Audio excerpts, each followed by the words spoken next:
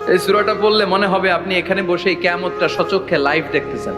وأنزلنا الحديد فيه بأس شديد।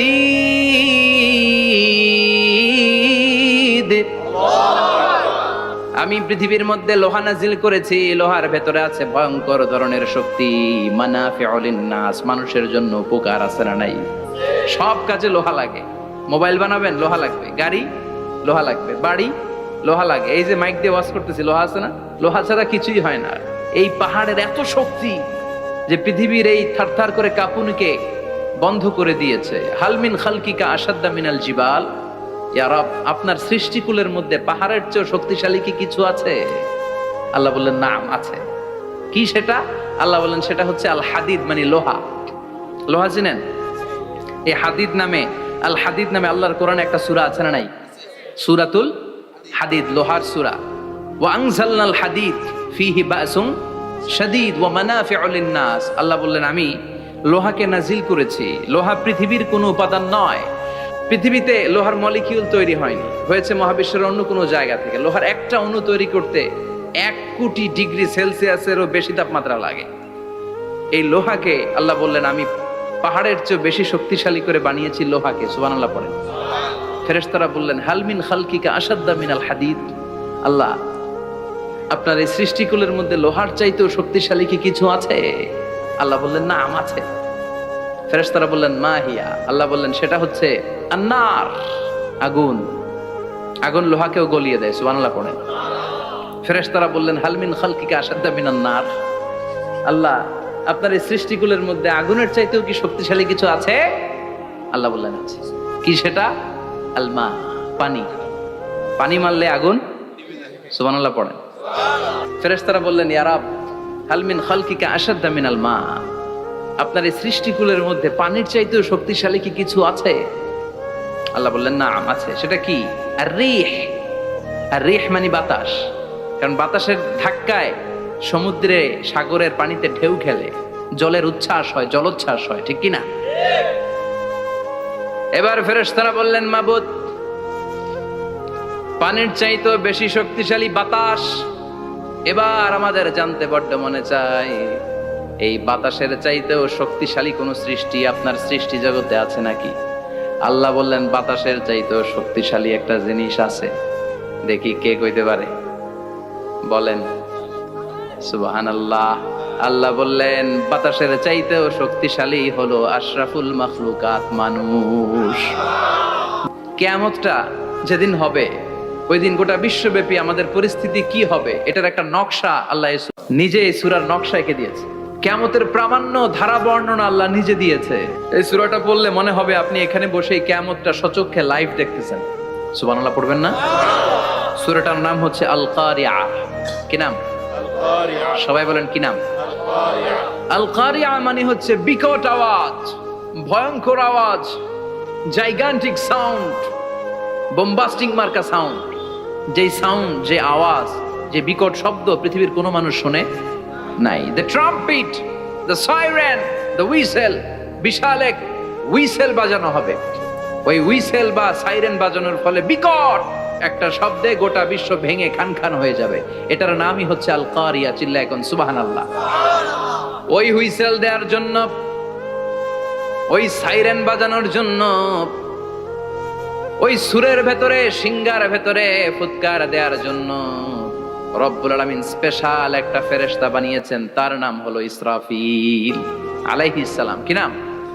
ইসরাফিল আলাইহিস সালাম। সাইরেনের ভেতরে 3টা ফুৎকার দেওয়ার জন্য তৈরি করেছেন। তার ডিউটি হচ্ছে তার গোটা জীবন জুড়ে সে হুইসেলের ভেতরে 3টা ফু দিবে। এটার বাংলায় বলে সিঙ্গা। বাংলায় কি বলে? সিঙ্গায় ফু দিবে কয়টা? চিল্লায় বলেন। এই ফেরেশতার পা দুটো হচ্ছে জমিনে, এই ফেরেশতার মাথা হচ্ছে আকাশেরও অনেক উপরে। সৃষ্টির পর থেকে এই ফেরেশতা ওই সিঙ্গাটা, ওই বাঁশিটা তার 2 ঠোঁটের মাঝখানে লাগিয়ে আল্লাহর আরশের দিকে তাকিয়ে আছে and just waiting for the green signal.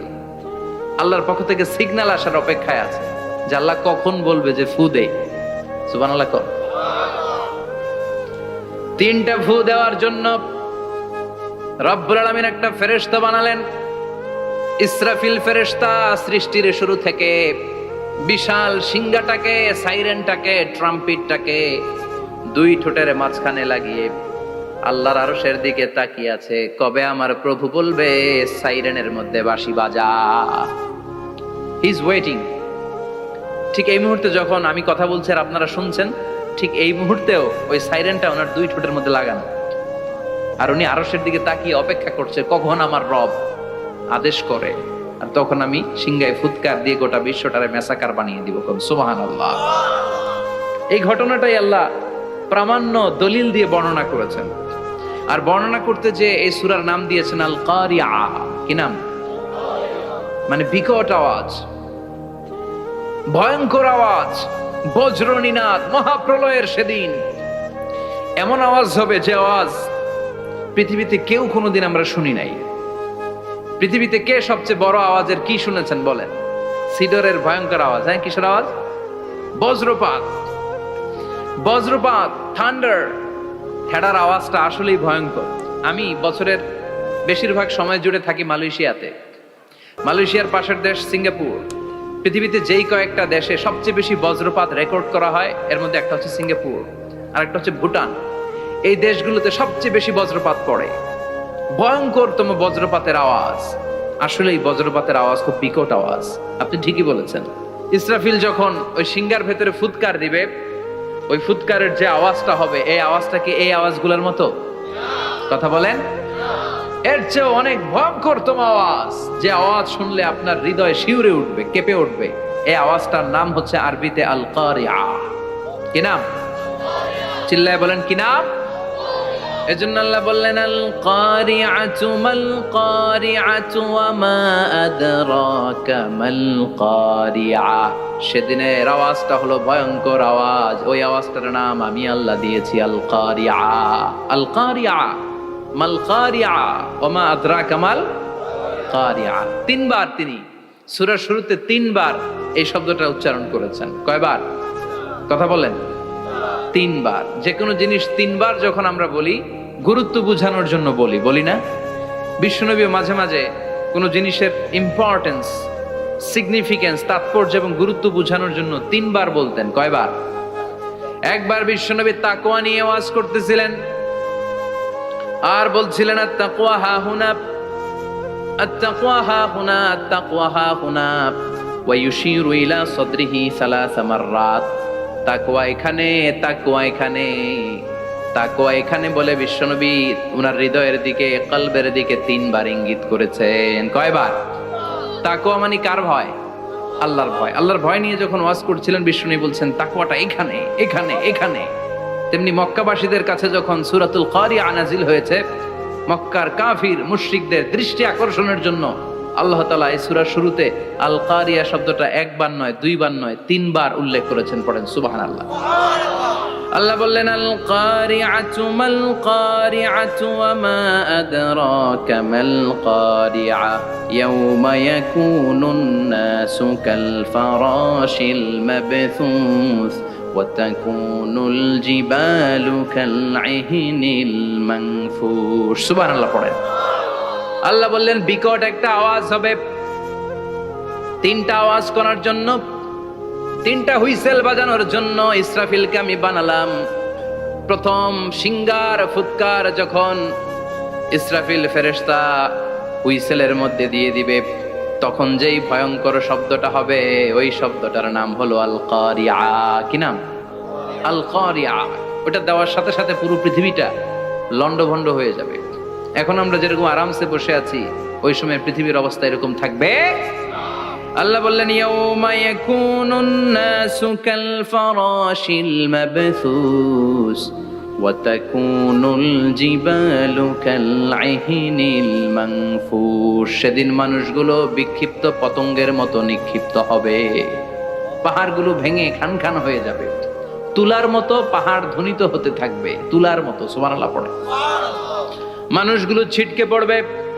এই পৃথিবীর মাধ্যাকর্ষণ শক্তি থাকার কারণে আমরা ছিটকে পড়ি না। এই যে বসে আছি, সবকিছু পৃথিবীর মধ্যে লেগে আছে। এটার কারণ দ্য গ্র্যাভিটেশনাল ল, গ্র্যাভিটেশনাল পাওয়ার। এটা পৃথিবীর সবকিছু তার কেন্দ্রের দিকে টেনে রাখে। কিন্তু কিয়ামতের দিন আল্লাহ পৃথিবীটারে ধরে যখন একটা ঝাঁকুনি দিবেন, একটা কাঁপুনি দিবেন, একটা ভাইব্রেশন দিবেন, একটা আর্থকোয়াক, একটা ভূমিকম্প দিবেন, মুহূর্তের মধ্যেই পুরো পৃথিবীর সবকিছু ছিটকে পড়ে যাবে। চিল্লায় পড়েন আল্লাহু আকবার। মানুষগুলো পৃথিবীতে বসে থাকতে পারবে না, দাঁড়িয়ে থাকতে পারবে না, ডানে বায়ে সামনে পিছনে কে কোথায় ছিটকে পড়বে কোনো ইয়ত্তা থাকবে না। কাল ফারাশিল মাবসুস, মানুষগুলো বিক্ষিপ্ত পতঙ্গের মতো নিক্ষিপ্ত হবে। শীতকালে ছেলেপেলেরা গ্রামাঞ্চলে অনেক সময় র্যাকেট খেলে না, ব্যাডমিন্টন খেলে, দেখবেন ওই খেলার জন্য শীতকালে ক্ষেতের মাঝখানে বাঁশ গেড়ে দেয় আর বাঁশের মধ্যে লাইট লাগায়, দিলে ওর মধ্যে লাইট লাগালে কোত্থেকে যেন অনেক পোকা চলে আসে, ডান দিকে একটা বাঁ দিকে একটা, সামনে পেছনে ছিটকে ছিটকে পড়ে। কিয়ামতের সেই কঠিন দিন মানুষগুলো বিক্ষিপ্ত এরকম পতঙ্গের মতো ডানে বায়ে ছিটকে ছিটকে পড়বে। পাহাড়গুলো চূর্ণ বিচূর্ণ হয়ে যাবে, ভেঙে খান খান হয়ে যাবে। তুলাকে ধ্বনিত করলে তুলা যেমনি ধ্বনিত হয়, তুলার মাঝখানে লাঠি দিয়ে পেটালে, তুলাকে পাতলা করার জন্য, আরামদায়ক করার জন্য, মোটা বানানোর জন্য যখন লাঠি দিয়ে ধ্বনিত করা হয়, দেখবেন সামান্য তুলার ধুলিকণা ছিটেকণা বাতাসের মধ্যে শূন্যে ভাসে। ফু মারলে আরো দূরে যায়, ফু মারলে আরো দূরে যায়। বাতাসের ঝাপটা ওইটা কোথায় যে চলে যায় কেউ জানে না। পৃথিবীর বড় বড় সাইজের পাহাড়গুলো সেদিন এই তুলার মতো, তুলা যেমনি বাতাসে ধ্বনিত হয়, পাহাড়গুলো সেদিন তুলার মতো বাতাসে ধ্বনিত হতে থাকবে। চিল্লায় কোন আল্লাহু আকবার। এই পৃথিবীর সবচেয়ে বড় পাহাড়ের নাম মাউন্ট এভারেস্ট। ওই পাহাড়টা সেদিন আল্লাহ যখন একটা ঝাঁকুনি দিবে, পৃথিবীটারে ভেঙে খান খান হয়ে যাবে, টুকরা টুকরা হয়ে যাবে, তুলার মতো বাতাসে ধ্বনিত হতে থাকবে। ইউরোপের সবচেয়ে বড় পাহাড়ের নাম হচ্ছে আল্পস পর্বতমালা। পুরো মাউন্টেন রেঞ্জটা ভেঙে চুরমার হয়ে যাবে, ধূলিকণা হয়ে যাবে। আমেরিকার সবচেয়ে বড় পাহাড়ের নাম আলাস্কা মাউন্টেন রেঞ্জ। অ্যাটলাস বা ম্যাপ নিয়ে যাদের পড়াশোনা আছে দেখবেন ইউনাইটেড স্টেটস অফ আমেরিকা, এখানে নর্থ আমেরিকার পাশে বড় করে লেখা আলাস্কা, পুরোটাই পাহাড়, আমেরিকার সবচেয়ে উঁচু পাহাড়।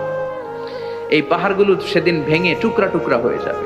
এজন্য আল্লাহ বললেন, ইযা যুলজিলাতিল আরদু জিলজালাহা ওয়া আখরাজাতিল আরদু আসকালাহা ইযা রুজ্জাতিল আরদু রাজ্জাও ওয়া বুসাতিল জিবালু বাসসা।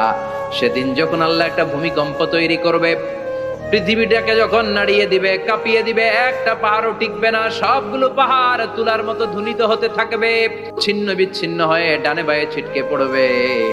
চন্দ্র সূর্য আলো থাকবে না, মানুষের চোখগুলো ছানা বড়া হয়ে যাবে। ফাইযা বারিকাল বাসারু ওয়া খাসাফাল কামারু ওয়া জুমিআশ শামসু ওয়াল কামার ইয়াকুলুল ইনসানু আইনাল মাফার। চাঁদে আলো থাকবে না, সূর্যে আলো থাকবে না, প্রক্সিমা সেন্ট্রাইতে আলো থাকবে না, আলফা সেন্ট্রাই এ, আলফা সেন্ট্রাই বি, ইটা ক্যারিনা, ব্যাটেল জিউস, অ্যান্ড্রোমেডা, একটার ভেতরেও সেদিন আলো থাকবে না, সবগুলো অন্ধকার হয়ে যাবে। সাগরের পানির মধ্যে সেদিন দাউ দাউ করে আগুন জ্বলবে। সেই দিনটার নাম হচ্ছে আল কারিয়া। মাল ওমা আদরাকা মাল। মানুষগুলো পাগল হয়ে যাবে। কেউ থাকবে তখন টয়লেটে, ইমাজিন কেমন ভাবে আল্লাহ নকশা এঁকেছেন। কেউ থাকবে টয়লেটে, কেউ থাকবে ক্ষেত খামারে, কেউ থাকবে অফিস আদালতে, কেউ থাকবে রান্নাঘরে, কেউ থাকবে মৌজ মাস্তির ভেতরে। ঠিক তখনই কিয়ামত হয়ে যাবে, কেউ পার পাবে না। সবার মুখে একটা চিৎকার, আইনাল মাফার। পালাবো কোথায়? কিয়ামতটা শুধু পৃথিবীর একদিকে অনুষ্ঠিত হবে না, গোটা বিশ্বব্যাপী হবে, তাই না? নাকি বাংলাদেশে কিয়ামত শুরু হইলে সৌদিতে হবে না? হ্যাঁ, আমেরিকাতে হবে না, সুইজারল্যান্ড, ইন্দোনেশিয়া, অস্ট্রেলিয়া, গোটা বিশ্বব্যাপী একসাথে কিয়ামতের ভয়ঙ্কর দৃশ্যের অবতারণা ঘটবে। চিল্লা এখন ঠিক কি না? মা তার ছেলেরে চিনবে না, দুধের বাচ্চাকে রেখে মা পালাবে। দুধের বাচ্চা, যে বাচ্চা দুধ খায়, ব্রেস্ট ফিডিং বেবি, এই বাচ্চারে রেখে মা কোনো দিকে যায়? ডানে বায়ে কোথাও সরতে চায় না, ব্যথানি পায়, কষ্টনি পায়।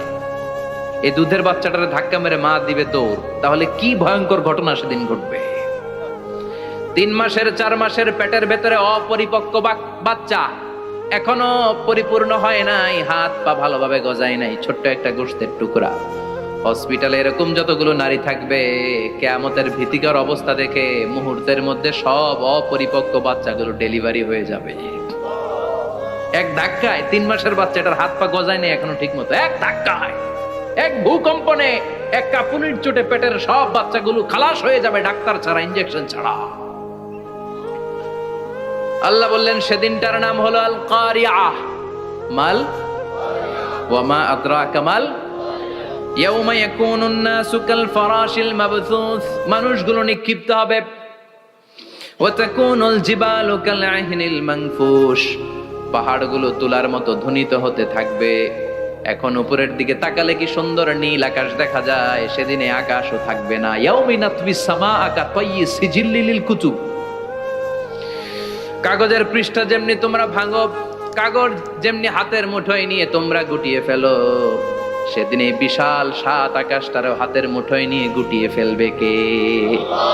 কাতায়্যি সিজিল্লিল কুতুব, ক্যান ইউ ইমাজিন? আপনি কি কল্পনা করতে পারেন এই দৃশ্যপট যখন ঘটবে গোটা বিশ্বব্যাপী কি মেসাকার হবে? স্যাটেলাইট চ্যানেলগুলো ভেঙে দুমড়ে মুচড়ে পড়বে, পৃথিবীর যত বড় বড় টাওয়ার গুলো আছে ভেঙে আবাসিক এলাকার উপর পড়বে, পাহাড়গুলো ভেঙে খান খান সাগরের পানির ভেতরে দাউ দাউ করে আগুন জ্বলবে। বুর্জ আল খলিফা, পৃথিবীর সবচেয়ে উঁচু টাওয়ার, ওইটার তো কিছু হবে না ওই দিন। কি হবে? ভেঙে যাইব, ভেঙে খান খান হয়ে যাবে, ভেঙে টুকরা টুকরা হয়ে যাবে। এবার আমি যখন হজে গিয়েছিলাম, জেদ্দা এয়ারপোর্টে নেমে মাক্কা যাচ্ছি প্রথমে উমরার জন্য, তখন বাঁ দিকে অনেক দূরে দেখতে পেলাম কিংডম টাওয়ার। এটার কাজ চলতেছে, আগামী বছর, এই বছর অথবা আগামী বছর এটার খুলে দিবে। এটা বুর্জ আল খলিফা থেকে আরো উঁচু। বুর্জ আল খলিফা 818 মিটার উঁচু, আর এই কিংডম টাওয়ার 1000 মিটার উঁচু, মানে 1 কিলোমিটার উঁচু। কিয়ামতের ওই ঝাঁকুনি আর ভূমিকম্পের সময় এগুলো টিকবে একটাও? আরো যে টাওয়ার গুলো আছে, Shanghai tower, Taipei 101, Petronas twin tower, বাংলাদেশের 40, 50, 60 তালাগুলা টিকবে? আমাদের কুমিল্লা শহর তো এখন টাওয়ারের শহর হয়ে গেছে। একটা বড় ছাদের উপর থেকে কুমিল্লা শহরের দিকে তাকালে এটা কি কুমিল্লা না উত্তরা বুঝাই যায় না। এই টাওয়ার গুলো একটাও টিকবে? আওয়াজ করে বলেন টিকবে? সে কথাই আল্লাহ বললেন আল কারিআতু মাল কারিআতু ওয়া মা আদরাকা মাল কারিআ ইয়াউমা ইয়াকুনুন নাসু কাল ফারাশিল মাবথুস ওয়া তাকুনুল জিবালু কাল আহিনিল মানফুশ। কি দৃশ্য আল্লাহ আঁকলেন! প্রথমে একটা সাইরেন দেয়া হবে, দেয়ার সাথে সাথে ভেঙে চুরে সব সারখার, মানুষগুলো পাগলের মতো দৌড়াবে। ওমা হুম বিসুকারা ওয়ালাকিন্না আযাবাল্লাহি শাদীদ। মানুষগুলোর দৌড়াদৌড়ি দেখলে মনে হবে যে মাতালের মতো দৌড়াচ্ছে, রেড ওয়াইন খেয়ে, উইস্কি খেয়ে, মদ খেয়ে পাগলের মতো দৌড়াচ্ছে। আসলে মদ খায় নাই, উইস্কিও খায় নাই। সেদিন আল্লাহর আযাব এত ভয়ঙ্কর হবে, মানুষগুলো সব হয়রান হয়ে যাবে, মানুষগুলো পাগলের মতো দৌড়াবে। সাগরের পানিতে দাউ দাউ করে আগুন, স্যাটেলাইট ভেঙে খান খান, বিল্ডিং গুলো ভেঙে ভেঙে পড়ছে, পাহাড়গুলো ধ্বনিত হচ্ছে, গোটা বিশ্বব্যাপী বিকট আওয়াজ। পৃথিবীর যখন ঠিক এইরকম অবস্থা, আল্লাহ তাআলা ইসরাফিলকে বলবে, ইসরাফিল 3টা ফুৎকার দেওয়ার জন্য তোকে তৈরি করেছি, এবার দ্বিতীয় ফুৎকারটা দে। তাকে ফুৎকার দিতে হবে মোট কয়টা? আরো জোরে বলেন। সে কেবল একটা দিয়েছে, এবার দ্বিতীয় ফুৎকার দিবে। দ্বিতীয় ফুৎকার যখন সে দিবে, মুহূর্তের মধ্যে পৃথিবীর মধ্যে যত মানুষ আছে সবগুলো মরতে শুরু করবে, একটার পর একটা মালাকুল মাউত রুহু কবজ করতে শুরু করবে। মরবেন না শুধু একজন, চিল্লায় বলেন তিনি কে? কুল্লু মান আলাইহা ফানি ওয়া ইয়াবকা ওয়াজহু রাব্বিকা যুল জালালি ওয়াল ইকরাম ফাবিআইয়ি আলাই রাব্বিকুমা তুকাযযিবান। পৃথিবীর মধ্যে যা যা তোমরা দেখো সব হয়ে যাবে ফান। সব কি? ফান। আমরা বলি না ফানা ফানা, বলি ফানা ফানা হয়ে যাবে, কিছু থাকবে না, থাকবে একজন, চিল্লায় বলেন তিনি কে? এজন্য সব সময় আল্লাহর কাছে কামনা করবেন, আল্লাহ তুমি ঈমানের মরণ দাও। পড়ে না আমিন? ও আল্লাহ তুমি আমাদেরকে শাহাদাতের মরণ দাও। পড়ে না আমিন? আমাকে শহীদ করে সেই মিছিলে শামিল করে নিও। যে মিছিলের নেতা মীরে হামজা, খোবায়েবে খাব্বাব আল্লাহর কাছে ছিল অতি প্রিয়, শামিল করে নিও। আমাকে শহীদ করে সেই মিছিলে শামিল করে নিও। পড়েন আমিন। বিশ্বনবী বলেন, শাহাদাতের তামান্না নিয়ে যদি, অন্তরে শাহাদাতের ইচ্ছা নিয়ে যদি, শাহাদাতের তামান্না নিয়ে যদি কেউ বিছানার মধ্যে ডায়রিয়া রোগে আক্রান্ত হয়েও মারা যায়, হার্ট অ্যাটাক করেও মারা যায়, স্ট্রোক করেও যদি মারা যায়, কিন্তু অন্তরে যদি শাহাদাতের তামান্না থাকে, কিয়ামতের ময়দানে শহীদদের সাথে তারে দাঁড় করাবে কে? ঈমানের পথে অবিচল থেকে আমার মরণ যেন হয়। পড়েন আমিন। আমার সাথে সাথে বলেন, ঈমানের পথে অবিচল থেকে আমার মরণ যেন হয়।